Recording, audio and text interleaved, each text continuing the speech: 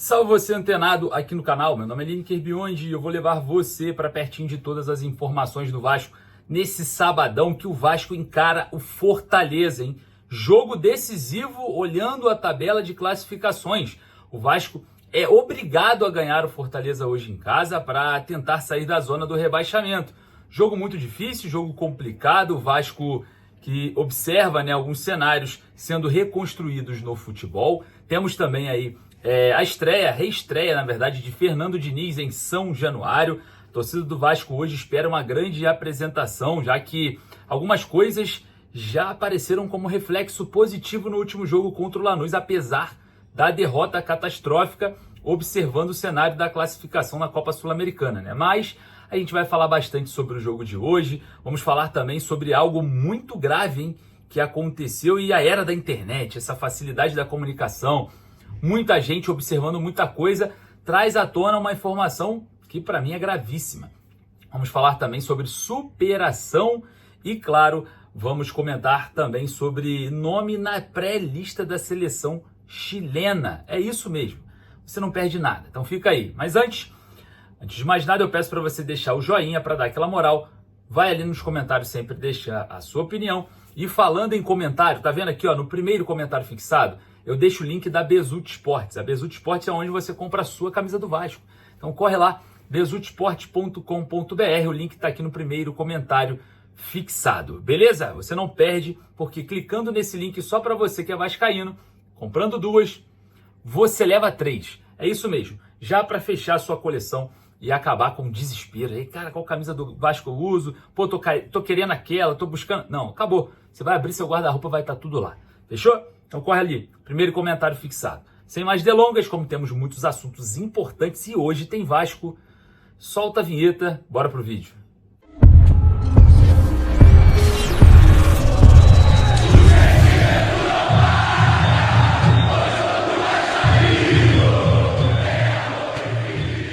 Logo mais às 18h30, o Vasco recebe o Fortaleza em São Januário. Jogo muito complicado. O Fortaleza está em ascensão com o técnico Juan Pablo Vojvoda, né? Começou mal o ano, o Vojvoda ali foi mantido no cargo e agora volta a tornar um Fortaleza perigoso no cenário nacional. E observando esse cenário, o Vasco recebe o Fortaleza em São Januário tendo que vencer para se afastar da zona do rebaixamento. Exatamente, o Vasco hoje está na zona do rebaixamento, alerta ligado, o Vasco não ganha aí há muitos jogos, né? Principalmente as últimas derrotas foram muito dolorosas para o torcedor vascaíno, principalmente a última para o Lanús em La Fortaleza, né? Que fez com que o Vasco tivesse ali uma diferença considerável para o líder Lanús, o próprio Lanús, e também agora para o Melgar, onde o Vasco encara o Melgar em São Januário para definir a vaga nos playoffs. Observando todo esse cenário,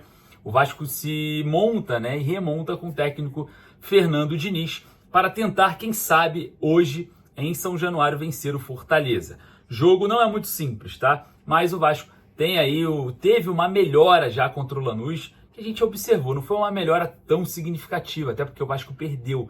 Mas deu para ver ali que o Fernando Diniz conseguiu implementar um pouco da sua ideologia, principalmente no início do primeiro tempo. Vamos ver, como que vai se comportar o Vasco hoje contra o Fortaleza. Bom, situação hoje muito grave, tá? A gente vai falar aqui sobre uma situação muito grave e também sobre nome na pré-lista da seleção chilena. Mas eu quero trazer para vocês antes um panorama aqui sobre a provável escalação.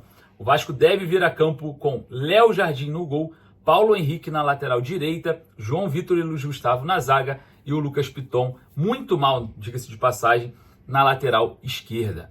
O Hugo Moura e o Tietê devem fazer a dupla de volantes. O Hugo Moura que teve um drama familiar, agora, e mesmo assim se encontra à disposição, se concentra de uma forma bem profissional e entende que o momento que o Vasco está passando, pelo menos necessita que ele esteja à disposição, para ser mais uma opção do técnico Fernando Diniz. Então, mesmo que esse drama familiar ele vem aí à disposição do treinador e deve fazer dupla com o Tietê como volantes. E o Felipe Coutinho deve ser o meia mais avançado. O Nuno Moreira ali fazendo uma espécie de meia ponta pela esquerda e o Ryan fazendo o mesmo que o Nuno Moreira, somente pela direita. E a gente observa que o Vasco pode ter uma variação dentro da partida com uma compactação com o Fernando Diniz para uma aproximação de passes mais curtos, né? A gente viu algumas tentativas do Nuno percorrer um pouco mais pelo meio, uma aproximação ali com o Coutinho, junto com os laterais, né? Fazendo um trio ali pelo lado esquerdo, Piton, Coutinho e Nuno, para trabalhar aquela bola de forma mais otimizada. Do outro lado, a gente também vê uma movimentação interessante dos volantes se aproximando do Paulo Henrique. Vamos ver como que vai ficar, né? Esse Vasco do técnico Fernando Diniz contra o Fortaleza. Essa é a provável escalação. Existe a possibilidade do Matheus Carvalho entrar no lugar do Hugo Moura, se caso, né, o fator psicológico seja um fator complicador. Acredito que não, tá? O jogador é muito profissional, muito concentrado, entende essa fase do Vasco e sabe da importância dele em campo. Então, esse é o provável Vasco para logo mais. Olha só, falando agora um pouco sobre algo muito grave, né? Isso aqui que eu vou falar para vocês é algo muito grave. E eu quero saber a opinião de vocês, sabe? Porque, segundo informações do jornalista René Monerati, não sei como que fala o nome dele, mas é isso. 1.208 sócios estatutários entraram, né? Fizeram ali a sua aquisição, né? Sua adesão em 30 dias. Exatamente, um aumento recorde. Lembrando que o sócio estatutário, para você que não entende, é o sócio que vota nas eleições, né? E é muito curioso, né? Porque a gente teve uma queda brusca no sócio torcedor, né? 5 mil sócios torcedores caíram ali, desistiram de ser sócios torcedores do Vasco por conta dessa fase, né, nebulosa que o Vasco vem vivendo, né? Vem irritando muito o torcedor. Tem torcedor que chegou no ápice e não consegue mais se manter, né, ali como sócio torcedor. E em contrapartida, no mesmo mês, né, desse desastre todo, 1.208 sócios estatutários. Muita gente falando, né, que são velhas práticas da política para travar voto, tá fazendo adesão de pessoas que votam para segurar o voto da atual gestão. Enfim, existem várias pessoas falando muitas coisas, né? O certo é, grupos vêm pedindo esclarecimento à diretoria. O porquê cresceu tão grande o número de sócios estatutários em um período tão curto de tempo e um período tão nebuloso, né? Se o Vasco estivesse pelo menos ganhando todos os jogos, seria algo que poderia justificar. Agora, do nada, acontecer uma adesão em massa. Pode ser movimento político, e não estou falando em movimento político pró-Pedrinho, não. Pode ser contra também, mas é mais uma vez a velha política do Vasco, nevasta política do Vasco, nojenta política do Vasco, mais uma vez em ação. Eu falo para você, vamos extinguir, a nossa missão como torcedor vascaíno é eliminar o que mais elimina as chances do Vasco de ser grande. Então, a política vem em ebulição. O que está acontecendo no campo? Desastres, né? Essa é a combinação perfeita. A política do Vasco no ápice, futebol está no fundo do poço. Então nós vamos ter que tirar essa política novamente, né? O sócio votou para um investidor, para uma gestão profissional terceirizada, porém com regulamentação, né? Vale destacar que não pode ser de qualquer jeito, igual foi. Tem que ter regulamentação. Para tudo nessa vida tem regulamentação. Então, precisa encontrar quanto antes um investidor, mas de forma regulamentada. É óbvio que é muito estranho, em 30 dias, 1.208 sócios estatutários entrando no quadro de sócios do Vasco nessa fase nebulosa do atual Vasco da Gama. Enfim, vai lá nos comentários, deixa a sua opinião.